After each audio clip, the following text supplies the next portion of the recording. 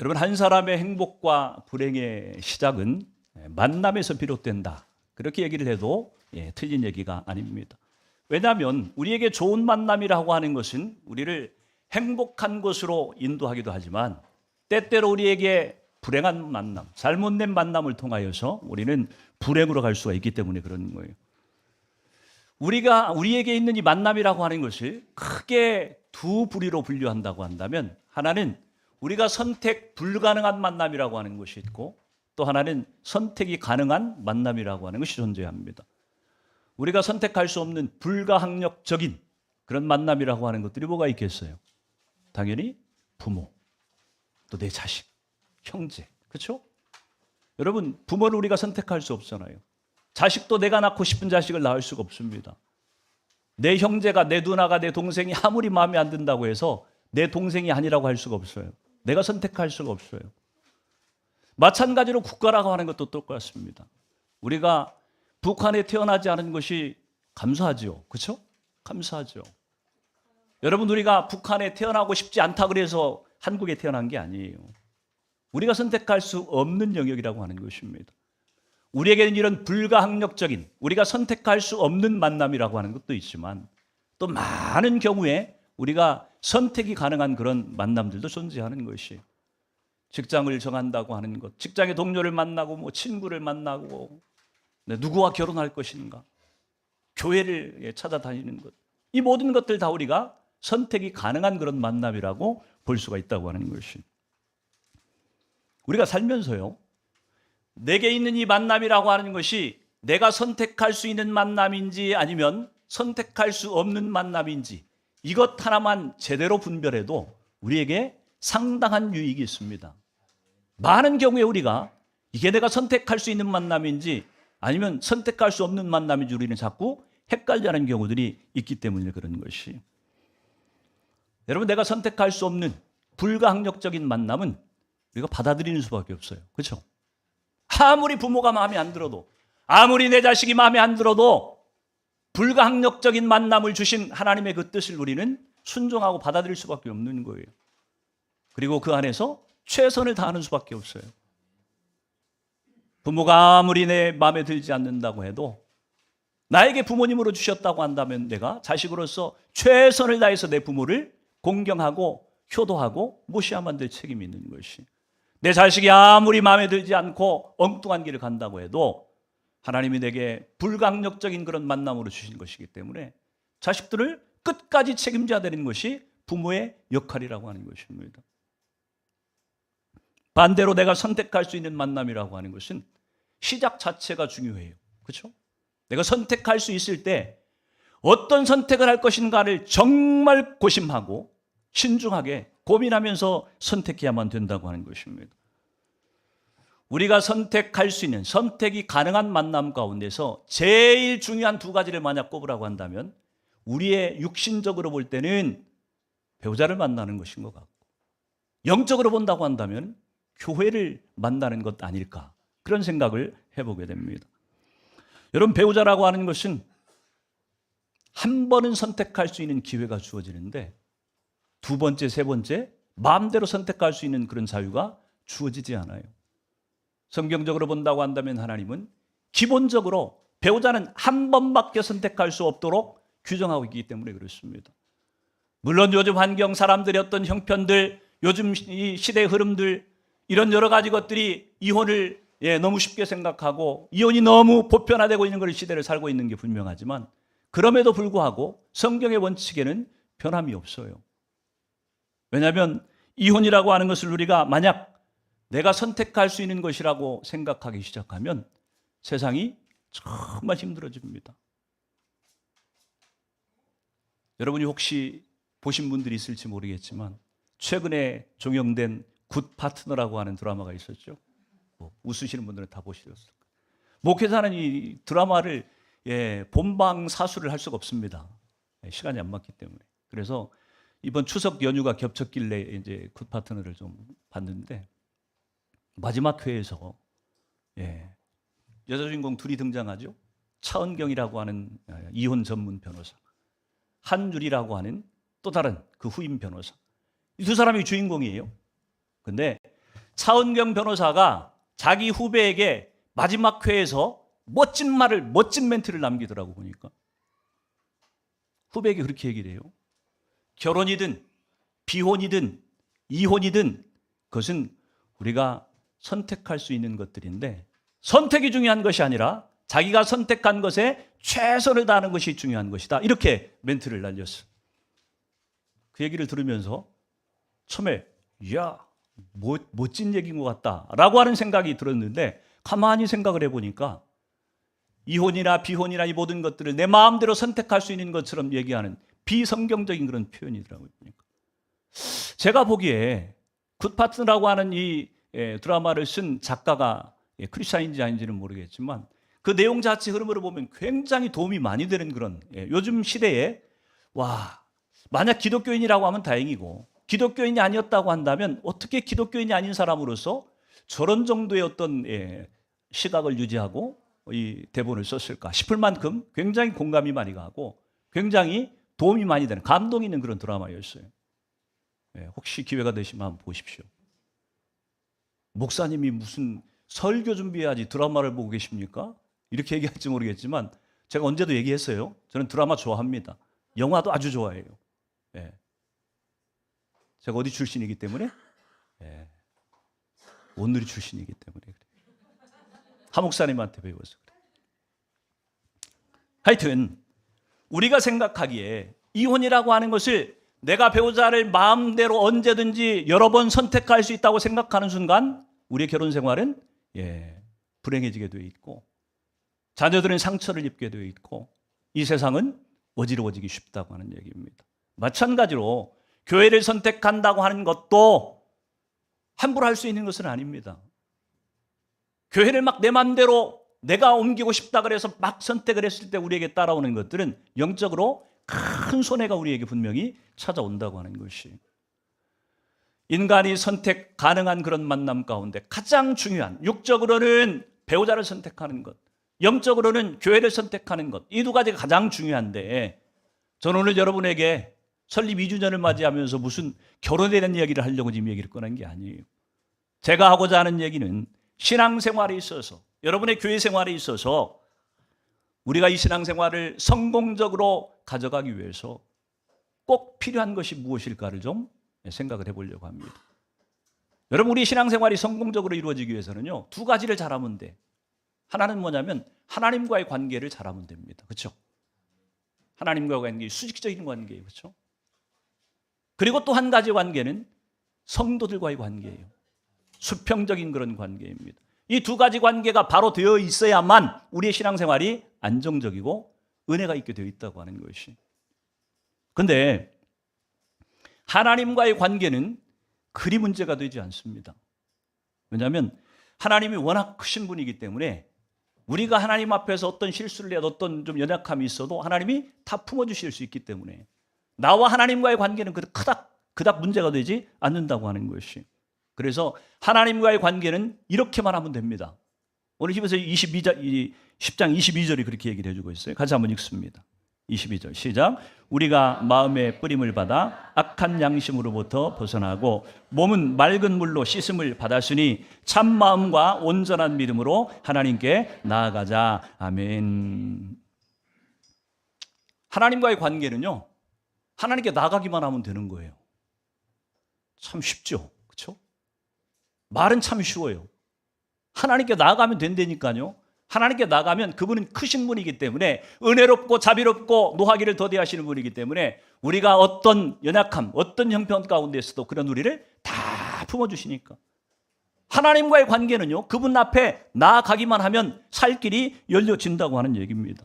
그래서 히브리서 기자가 그렇게 얘기를 해요. 참 마음과 온전한 믿음으로 하나님 앞에 나가자, 그렇게 지금 권면을 하고 있는 거예요. 온전한 믿음이라고 하는 게 뭘까요? 참 마음과 온전한 믿음으로 하나님께 나가라고 하는데 온전한 믿음이라고 하는 게 뭐예요? 우리가 하나님 앞에 나아가야만 되는데 그래야 살 길이 있는데 하나님 앞에 잘 나아가지 못하는 크게 두 가지 이유가 있다고 한다면 첫 번째는 믿음이 없기 때문이라고 하는 것입니다. 믿음이 없어서 못 나가는 거예요. 언제 생각하면 믿음, 하도 우리가 믿음이란 말을 많이 쓰기 때문에 내가 믿음이 있는 것처럼 혹 착각하고 있을지 모르겠지만 잘 들여다봐야 돼요. 내게 믿음이 있는지.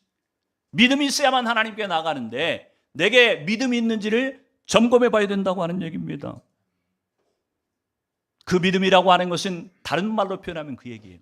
하나님께만 나아가면 거기에 살 길이 있다고 하는 것을 신뢰하는 것. 이게 믿음이에요.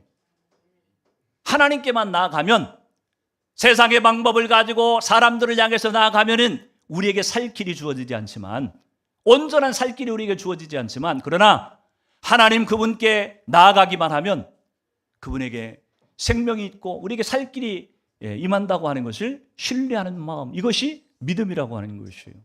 우리가 하나님 앞에 나아가면 되는데 나가지 못하는 이유가 이 믿음이었기 때문에 그래요. 여러분, 이 믿음을 생기게 하려면 어떻게 하면 되겠습니까? 이 믿음을 가지려면 어떻게 하면 되겠어요?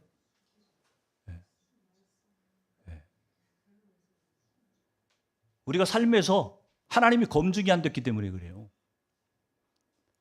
하나님이 만약 여러분이 검증이 됐다고 한다면, 하나님에 대한 경험이 있었다고 한다면 믿음이 분명히 생길 거예요. 하나님 앞에 나아갔더니, 그분의 말씀대로 내가 행했더니, 그분의 말씀대로 기도했더니 하나님이 이렇게 응답해 주시더라, 이 경험이 있다고 한다면, 이 간증이 있다고 한다면 여러분 하나님 앞에 믿음을 가지고 나가는 것이 전혀 어렵지 않아요. 근데 하나님은 경험해 본 적이 없는 거예요. 하나님이 검증된 적이 없는 거예요. 그분의 능력이 한 번도 우리의 신앙 가운데서 검증된 적이 없다고 하는 얘기입니다. 그래서 안 나가는 것이고, 그래서 하나님께 못 맡기는 것이라고 하는 거예요. 저는 여러분들이 하나님 앞에 나아가면 살 길이 있다고 하는 것을 믿는 믿음을 하나님께서 여러분 가운데 부어주기를 원합니다. 그러려면 벼랑 끝에서 한 발을 내디뎌보는 결단이 필요하다고 하는 것입니다. 시험해 보세요. 하나님 그렇게 말씀하시잖아요. 11절을 한번 드려봐라. 네 창고에 내가 어떻게 채우는지 한번 봐라. 하나님은요, 당신을 시험해 보라고 얘기하신다니까요. 하나님을 시험하는 게 불경건한 것이 아니에요. 하나님은 자신을 시험해 보라고 말씀하세요. 나를 얼마든지 한번 시험해 봐라. 나를 믿고 신뢰하고 내게 나왔더니 내가 너에게 생명을 주는지 안 주는지, 너에게 복을 주는지 안 주는지 한번 테스트해 보라고 하는, 시험해 보라고 하는 얘기예요. 시험도 안 해보고서 하나님이 복을 주실까 안 주실까 알 방법이 어디가 있어요? 시험을 안 해봤는데. 시험하시기 바랍니다. 하나님 앞에 나가서 시험해 보시기 바래요.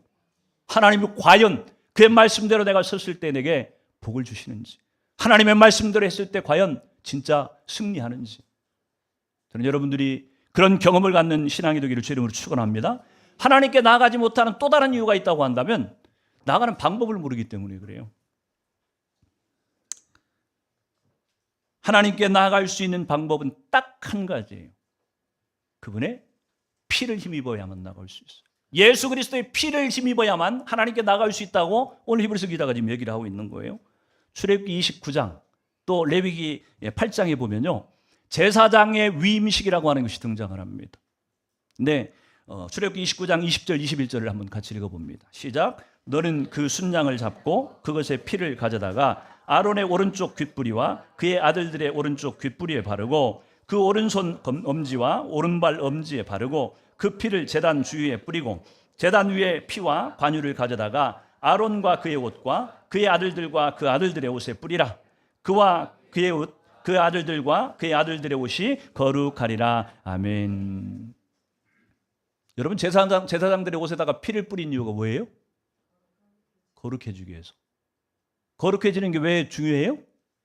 제사장들은 성전에서 일하는 사람들이기 때문에 하나님의 전으로 나아갈 때에 만약 거룩하지 못한다고 한다면 죽임을 당할 것이기 때문에 반드시 거룩해져야만 돼요. 근데 그 거룩해지는 방식이 오늘 순양을 잡아서 그 피를 오른쪽 귓뿌리에다가, 오른쪽 엄지손가락에다가, 오른쪽 엄지발가락에다가, 또 제단에도 뿌리고, 그리고 옷에도 뿌리고, 이렇게 뿌리고 나면 거룩하게 될 것이라고 얘기를 했어요. 그러니까 하나님 앞에 나아가는 방법이 딱 한 가지 방법이에요. 예수 그리스도의 보혈의 피를 뿌려야만 우리가 하나님 앞에 나아갈 수 있다고 지금 얘기를 하고 있는 것입니다. 오늘날에는 우리는 순양을 잡을 필요가 없어요. 우리한테 실제로 양을 잡아가지고 피를 바르라고 하는 얘기가 아니에요. 십자가를 의지하라는 말이고 예수님의 도움을 의지하라는 말이고 성령님의 도우심을 의지하라고 하는 그런 표현이라고 하는 것입니다. 여러분, 인간들이 죄성을 갖고 있다고 하는 것의 큰 특징 중에 하나가 뭐냐면은, 인간들은 자기들의 힘으로 모든 것을 할 수 있다고 생각하는 교만이 죄인들에게 가장 큰 특징 중에 하나예요. 그러니까 다른 사람의 도움 없이 내가 내 인생을 내 마음대로 살 수 있다고 생각을 하는 거예요. 그러나 우리가 인생을 살아보고 신앙생활을 해보면 늘 경험하는 것이지만 이것처럼 바보 같은 사람이 없어요. 가장 어리석은 행동이에요.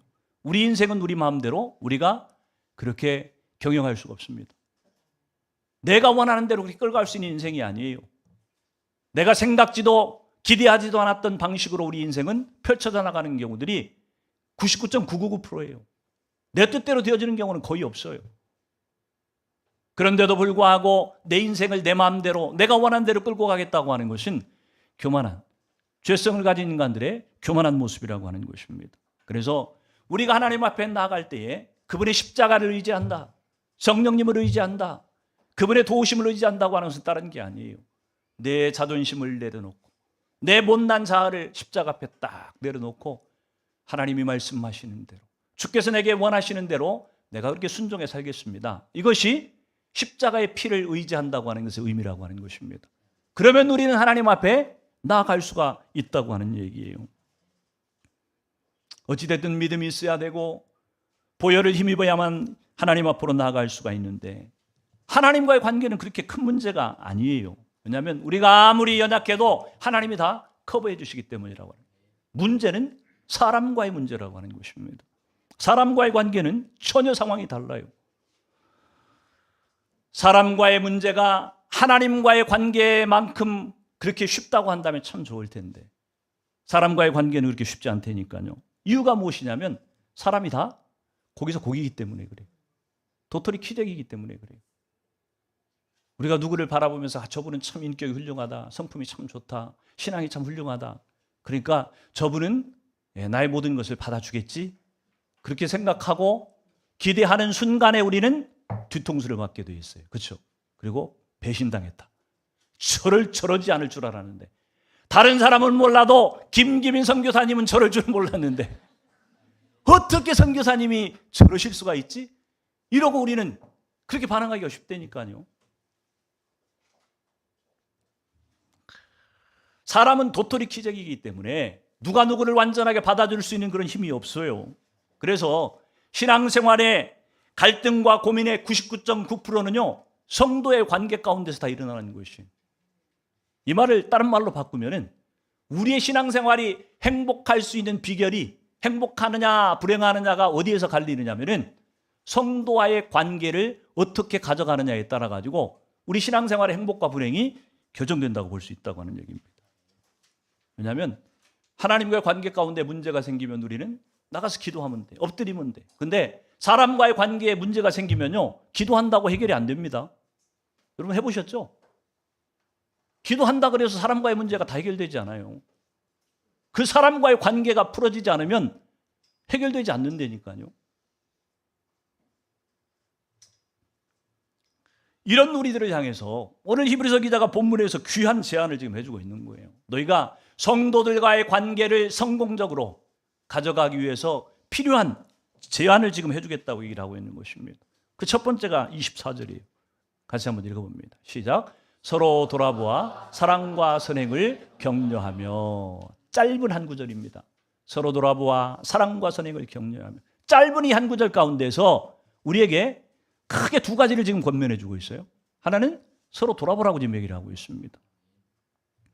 사도 바울이 빌립보서 2장 1절 5절에서 그렇게 얘기를 합니다. 그러므로 그리스도 안에 무슨 권면이나 사랑의 무슨 위로나 성령의 무슨 교제나 긍휼이나 자비가 있거든 마음을 같이하여 같은 사랑을 가지고 뜻을 합하여 한 마음을 품어 아무 일에든지 다툼이나 허용을 하지 말고 오직 겸손한 마음으로 각각 자기보다 남을 낮게 여기고 각각 자기 일을 돌아볼 뿐더러 또한 각각 다른 사람들의 일을 돌아보아 나의 기쁨을 충만하게 하라. 너희 안에 이 마음을 품으라. 곧 그리스도 예수의 마음이니.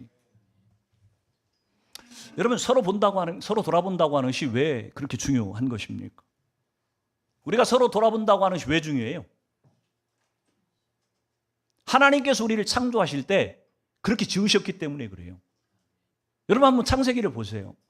하나님이 처음 아담과 하와를 지으셨을 때 상태를 보면요, 하나님께서 아담이 잠든 사이에 갈비뼈를 떼어가지고서 하와라고 하는 여자를 만들어다가 아담 앞에다 갖다 세웠습니다. 아담이 그 하와를 보고 뭐라고 얘기해요? 이는 내 뼈 중에 뼈요 살 중에 살이로다.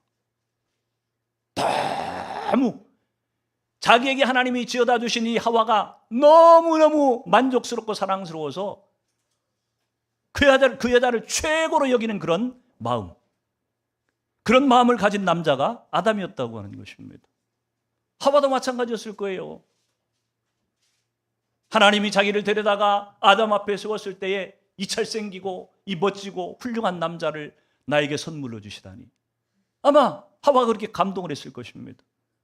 그런데 죄가 인간의 마음속에 딱 들어오고 난 이후에 금방 나타난 현상이 어떤 것이었냐면, 아담이 하나님께서 누가 너한테 선악과를 먹게 했느냐 그렇게 질문하니까, 예, 하나님이 나한테 만들어다가 내 앞에 앉혀준 저 여자가 나한테 먹으라 그래서 내가 먹었습니다. 자기가 지금 하나님 앞에 책망받는 그 이유가 저 하와 때문이라고 얘기를 하고 있는 것이. 하와도 마찬가지예요. 야, 누가 너한테 그 선악과를 따먹으라고 하더냐? 예, 저 뱀이라고 하는 놈이 나한테 그렇게 따먹으라고 했습니다. 죄가 우리 가운데 들어오기 전에는요, 사람은 이기적인 존재가 아니었습니다. 근데 죄가 딱 우리 가운데 들어오고 난 이후에 자기중심적이고 철저하게 이기적인 존재로 타락했다고 하는 것을 지금 성경이 보여주고 있는 것이. 여러분, 이렇게 철저하게 자기중심적이고 이기적인 타락한 이 인간이 회복될 수 있는 길이 뭐예요? 서로 돌아보는 훈련을 하게 하는 거예요. 그래서 하나님이 구제해라, 긍휼해라, 다른 사람을 배려해라, 다른 사람을 돌보아라. 오늘 이 빌립보서의 말씀을 통해서 얘기하는 것처럼 너보다도 상대방을 더 귀하게 여기고 그렇게 배려하라고 지금 얘기를 하고 있어요. 네 중심의 삶을 살지 말고 상대방 중심의 삶을 살라고 얘기하는 거예요. 이게 말이 되는 소리입니까 이게? 이 세상에서 나를 빼버리고 다른 사람을 위해서 살라고 하는, 이게 무슨 부부 사이도 아니고 교회 안에서 성도끼리인데 나한테 송 목사 너 자신을 위해 살지 말고 우리 이장수 장로님을 위해서 살아라 이렇게 얘기하고 있는 거하고 똑같은 거예요. 이장수 장로님이 원하는 대로 너는 맞춰서 살아라 이렇게 얘기하고 있는 거예요. 이 부부지간에도 이게 안 되는데 이게 서로 남남인 것 같은 성도 안에서 이게 가능합니까? 근데 하나님은 그것을 훈련하라고 얘기하고 있는 거예요. 그 훈련을 해야만 철저하게 자기중심적이고 이기적인 이 신앙의 삶 가운데서 우리가 탈출할 수 있기 때문에 하나님께서 그 방법을 지금 쓰고 계시다고 하는 얘기입니다. 그래서요, 하나님 우리에게 서로를 돌아보고 상대를 위해서 살 수 있도록, 그래야만 우리에게 기쁨이 된다고 하는 것을 우리에게 가르쳐주고 계세요. 그래서 우리 마음 가운데 다른 사람을 위해서 뭔가를 할 때, 나를 희생할 때, 내 것을 내어줄 때 우리 마음 가운데 가장 큰 보람과 기쁨이 느껴지도록 우리에게 그렇게 가르치셨다고 하는 겁니다. 여러분, 나 혼자 행복하다 그래서 절대 행복해지는 것이 아닙니다. 나 혼자 만족한다 그래서 내 기쁨이 최고가 되지 않아요. 하나님께서 본래 다른 사람을 위해 살도록 우리를 지으신 그 목적대로 살 때에 우리 가운데 기쁨도 행복도 최고가 된다고 하는 것을 잊지 않으시기를 축복합니다. 두 번째 얘기하는 것은 사랑과 선행을 격려하라고 하는 얘기예요. 사랑과 선행을 격려하라. 사랑이라고 하는 단어는요, 굉장히 관념적이고 추상적인 그런 단어예요. 그렇죠? 사랑이 뭐예요? 사랑해라고 그러는데 사랑이 뭐예요? 이렇게 물어보면 뭐라고 대답할 거예요? 눈물의 씨앗 뭐 이렇게 얘기할 거예요? 네. 우리 젊은 친구들은 뭔 말인지 못 알아들을 거예요. 남진 씨가 부른 유행가입니다. 사랑이 무엇냐고 물으신다면 눈물의 씨앗이라고 말하겠어요. 사랑이 뭐예요 도대체? 굉장히 막연한 소리고 추상적인 얘기라니까요. 뜬구름 잡는 얘기인 것처럼 들려질 수가 있어요. 그래서 오늘 하나님께서 너에게 사랑과 뒤이어서 뭘 얘기하고 있어요? 선행을 격려하라 이렇게 얘기를 하고 있어요. 선행이라고 하는 것은 자칫하면 추상적이고 관념적이신 사랑이라고 하는 단어가 우리의 삶 가운데서 구체적으로 어떻게 나타나야 될 것인가를 얘기하는 것이 선행이라고 하는 단어입니다. 선행은요, 실제 행하는 것이기 때문에 관념적이고 추상적인 얘기가 아니에요. 내가 누구를 사랑한다. 그러면 그 사랑이 있는지 없는지를 어떻게 보면 알 수 있는 거예요? 사랑의 선행이라고 하는 행위를 통해서 확인해 볼 수 있는 것이에요. 아내를 사랑한다. 그러면 사랑하고 있는 어떤 행위를 통해서 확인할 수 있다고 하는 얘기입니다.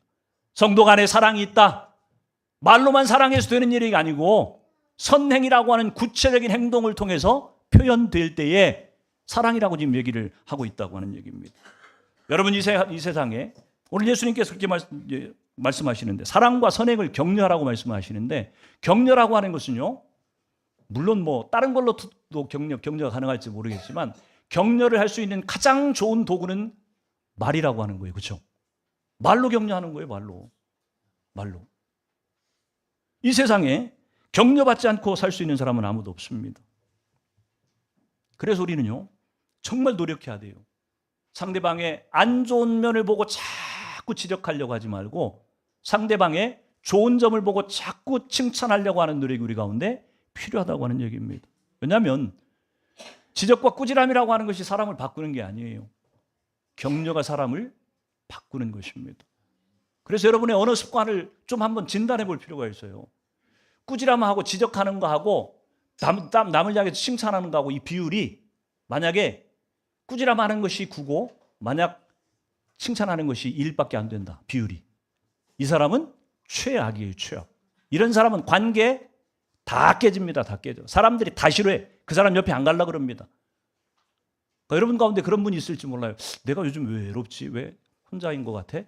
이런 생각이 드는 사람을 한번 돌아봐야 돼요. 사람들이 나한테 지금 다가오기를 불편한다고 하는 얘기는 되게 문제가 있다는 얘기예요. 자꾸 꼬집고 자꾸 지적질하고, 그러니까 가까이 오기 싫어하는 것일 수 있는 것이. 비율이 5대5쯤 된다고 해도 별로 잘하는 거 아닙니다. 기본밖에 못하는 거예요. 정말 좋은 것은요, 꾸지람은 한 1만 하시고 칭찬 한 9쯤 하세요. 그러면요, 여러분 옆에 사람들이 오지 말라 그래도 자꾸 모여들 겁니다. 나 당신 좋아요. 당신하고 같이 있고 싶어요. 당신하고 교제하고 싶어요. 그러고 막 여러분 곁으로 찾아올 거예요, 사람들이. 저는 여러분들이 사랑으로, 선행으로 서로를 격려하는 그런 성도의 관계로 회복되어지기를 주의 이름으로 축원합니다. 또 한 가지 지금 얘기하고 있는 것이 있다면 25절이에요. 우리가 성도들과의 관계를 회복하기 위해서, 성공적인 교회 생활을 하기 위해서 꼭 필요한 것을 지금 25절이 얘기를 해주고 있어요. 같이 읽습니다. 시작. 모이기를 패하는 어떤 사람들의 습관과 같이 하지 말고 오직 권하여 그날이 가까움을 볼수록 더욱 그리하자. 말세의 특징 가운데 중요한 것이 한 가지 있다고 한다면 사람들이 모이기를 싫어한다고 하는 것입니다. 어떻게든 교회를 안 나오려고 하고요, 어떻게든 교회에서 멀어지려고 애를 씁니다. 그런 의미에서 우리 바로구교회는 참 대단한 분들이 많아요. 파주에서 저기 어디 평택에서 또 어디예요? 저 수원 밑에 어디에 또 병점에서, 또 저기 강동구에서, 뭐 또 남양주에서, 그러고 보니까 제가 제일 가까운 데 사는 것 같아요. 박재성 권사님 말고 박영 집사님이 가깝구나. 자꾸 교회에서 모이기를 싫어한다고 하는 것은 말세의 특징이라고 하는 것입니다.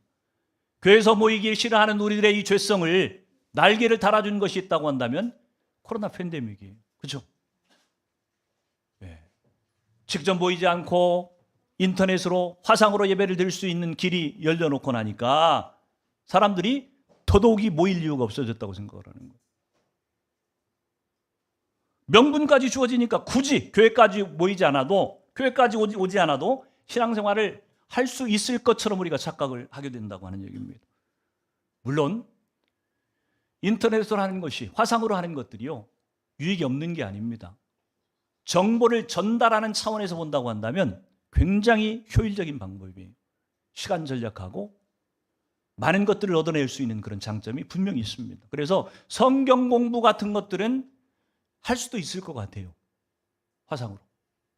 물론 뭐 한계가 있긴 하지만 그래도 정보를 전달하는 측면에 있어서는 인터넷으로 하는 것들이 꼭 나쁜 게 아니라고 볼 수가 있습니다. 근데 결정적인 문제가 뭐예요?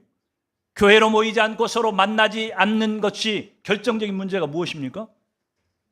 하나님께서 교회를 세우시고 교회를 통해서 하시고 사셨던 가장 중요한 것들, 결정적인 것을 우리가 놓치게 되는 거예요. 그게 뭐예요? 우리의 신앙과 우리의 성품이 다듬어져 가는 것.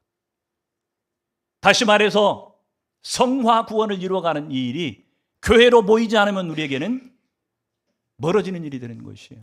우리가 상관없는 일이 되어지는 것이에요. 교회에서 모이지 않으면, 만나지 않으면 다툴 일도 없고 갈등 생길 일도 없고 싸울 일도 없어요. 서로 안 맞아가지고 고민할 이유가 없어요. 뭐 저 인간이 성질을 부리든 말든 이상하게 행동을 하든 말든 나하고 무슨 상관이에요. 교회 와서 만날 일이 없는데. 그거 좋다니까요. 편하다니까요. 근데 결정적인 게 뭐라고요? 우리 신앙과 성품이 다듬어지지 않아요. 성숙해지지 못한다고 하는 것이에요. 하나님께서 우리에게 그냥 단순히 천국 가고 끝나게 한 것이 아니라 이 땅에서 이루어가라고 하신 이 성화라고 하는 구원, 이것들을 이루어가는 일이 우리에게 멀어지고 만다고 하는 얘기입니다. 여러분, 우리에게 가장 힘든 일을 거꾸로 뒤집으면요, 그게 우리에게 가장 도움이 되는 일이기 때문일 수 있다고 하는 소리는 기억해야 돼요. 요즘 우리가 가정교회를 하면서 목장 예배를 지금 모이고 있죠. 아마 우리 목자님들, 목녀님들 아마 진짜 기도 제목이 클 거예요. 그렇죠? 모이자니 너무 거리들이 멀어가지고서 시간 낭비도 크고 굳이 막 거기까지 가서 모여야 되나. 목사님 교회에서 모이면 안 돼요. 저도 그냥 교회에서 모이라고 했으면 참 좋겠어. 교회에서 모이. 근데 여러분, 굳이 가정으로 모이라고 하는 이유는요, 가정에서 목상 예배를 하는 것이 우리에게 더 큰 유익이 있기 때문에 어려운 것이에요. 그래서 포기할 수 없는 것이에요. 힘이 들어도 해볼 만한 것이라고 우리가 얘기해야 된다고 하는 얘기입니다. 여러분, 잘 되는 집안은요 자꾸 모여요. 없는 건수도 만들어서 모입니다. 그래서 여러분 주변에 한번 보세요. 잘 되는 가정들은 보면요 자주 모여요. 자주. 생일이라고 모이고 뭐 명절이라고 모이고 또 뭐 무슨 날이라고 모이고 자꾸 없는 것들을 만들어 가지고 자꾸 모이는 집안은 화목한 집안이고 잘 되는 집안이에요. 그렇죠? 근데 잘 안 되는 집안은 특징이 뭐냐면 만나야 될 일이 있어도 핑계를 대고 안 만나고 안 모여요. 저희 가정은 추석에는 형님 교회에서, 추울 때는 우리 바로 그 교회에서, 내년에는 캐나 때문에 아마 못 모일 것 같은데, 우리 가족들이 모여서 드리는 모임 숫자보다 우리 개척교회 숫자가 더 많아졌어요. 제 목표가 일단 이루어졌습니다. 1차로. 우리 식구들 모이는 것 숫자보다는 좀 그래도 제가 개척한 교회가 더 숫자가 많아야 되는데 이게 첫 번째 목표였는데 일단 이루어졌어요. 감사해요.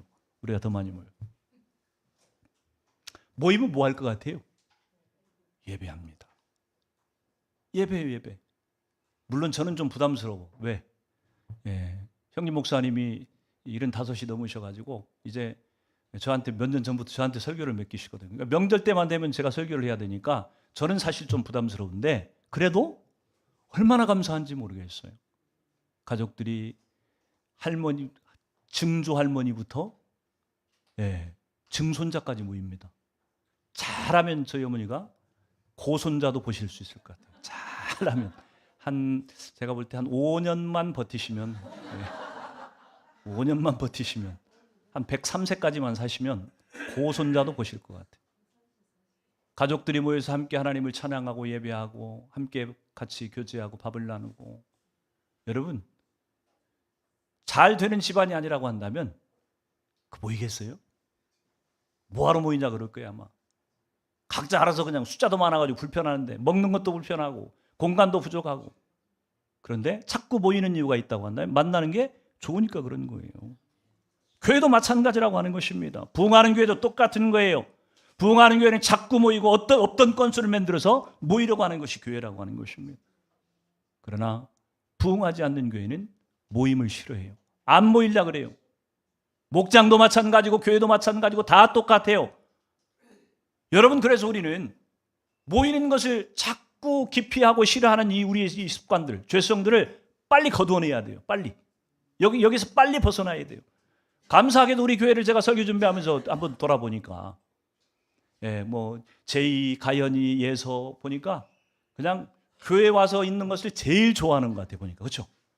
어떻게든 안 가려고 그래요. 집에를. 교회 있는 게 좋은 거예요. 정말 감사한 거 아니에요? 교회를 갔더니 교회는 갈 만한 곳이 안 돼. 그래서 엄마가 아무리 교회를 가자고 해도 나는 안 갈래 하고 버틴다고 한다면 이게 참 불행한 일인데, 아이들이 교회 오고 싶어 한다고 하는 것이게 그래도 우리 교회가 괜찮은 교회구나. 이번에도 설립 2주년을 준비하면서 우리 아테네 목장 권사님들 금요일 날 시장 받아가 토요일 날 하루 종일 아침 일찍부터 나와가지고 하루 종일 음식을 만드시더라고요. 여러분, 교회가 싫으면 와서 그러고 있겠어요? 누가 하든지 말든지. 젊은 사람들도 많은데 젊은 것들 다 어디 갔어? 왜 우리가 나이 먹은 우리가 여기 와서 이러고 있어야 돼? 이러고 안 오면 누가 뭐라 그럴 거예요? 나이 드신 70 넘으신 80 되신 권사님들을 어떡할 거예요, 여러분들이? 근데 오셔가지고 아침 일찍부터 음식 만드시고 같이 밥 먹고 교제하고 이런 것들을 너무 행복해 하시는 모습을 보면서 우리 교회가 꽤 괜찮은 교회로구나, 그런 생각이 들었다고 하는 것입니다. 사랑하는 성도 여러분, 주님은요 모이는 것을 가장 기뻐하세요. 예수 그리스도의 이름으로 두세 사람이 모이는 것을 가장 기뻐하시는 분이 주님이라고 말씀하셨기 때문에 그래요. 저는 여러분들이 바로 교회를 섬기면서 모이는 것을 최고의 기쁨으로 하는 성도들이 되기를 축복합니다. 그래서 때가 되면, 기회가 주어지면 어떻게든 모이려고 발버둥을 치는 그런 성도들이 되기를 축복합니다. 여러분, 행복이라고 하는 것은 환경과 여건이 잘 갖춰져 있다고 우리가 행복한 것이 아니라는 걸 우리가 잘 압니다. 신앙생활도 똑같아요. 교회 생활도 똑같습니다. 교회 건물이 크고 교인 수가 많고 헌금이 많다고 행복한 신앙생활이 되는 것이 결코 아니라고 하는 것이. 잠언 17장 1절을 같이 한번 읽어봅니다. 시작. 마른 떡 한 조각만 있고도 화목하는 것이 제육이 가득하고도 다투는 것보다 나으니라. 잠언 15장 17절도 읽습니다. 시작. 채소를 먹으며 서로 사랑하는 것이 살진 소를 먹으며 서로 미워하는 것보다 나으니라. 아멘. 설립 2주년 감사 예배를 준비하면서 여러분에게 질문하고 싶은 것이 있었어요. 여러분들은 바로 그 교회에서 신앙생활하는 것이 행복하십니까? 저 스스로를 향해서도 자문해 봤어요. 나는 바로 그 교회라고 하는 교회를 개척해서 행복하게 목회하고 있는가? 저한테 질문을 해봤어요. 답은 뭐였어요? 행복합니다. I'm happy. I'm very happy입니다. 행복해요, 행복해. 사랑하는 성도 여러분, 행복이라고 하는 것은 누가 가져다 주는 것이 아닙니다. 하늘에서 뚝 떨어지는 것도 아니에요. 오늘 말씀을 통해서 본다고 한다면 두 가지가 더 있어야 돼요. 하나님과의 관계가 바로 서 있어야 되고 성도와의 관계가 바로 세워져야만 되는데, 저는 저와 여러분들이 예수 그리스도의 보혈을 힘입어서 하나님의 임재 속으로 깊이 들어가는 예배, 하나님의 은혜를 깊이 맛보는 그런 예배들을 저는 여러분들이 충분히 누리기를 바라고, 더불어서 서로 돌아보아 사랑과 선행을 격려하는, 그리고 모이기를 힘쓰는 그런 성도들이 되심으로 올해 2주년을 맞았지만 내년 3주년에도 4주년에도 5주년에도 주님 모시는 그날까지, 우리의 생명이 이 땅에서 다하는 날까지 저는 여러분들이 바로 교회에서 신앙생활하는 것이 행복한 신앙생활이 되기를 주의 이름으로 축원합니다. 제가 가만히 계산을 해보니까 바로 교회 10주년까지는 어쩌면 목회를 할 것 같아요. 지금 은퇴 나이라고 한다면 10주년까지는 있을 것 같아. 그러나 20주년이 되든 30주년이 되든 저는 자자손손 우리 주일학교 자녀들이 자라서 어른이 되어서까지 이 바로 교회를 통해서 여러분들이 행복한 신앙생활을 하는 그런 교회로 우리 교회가 서갈 수 있기를 주의 이름으로 축원을 드립니다. 같이 한번 기도합니다.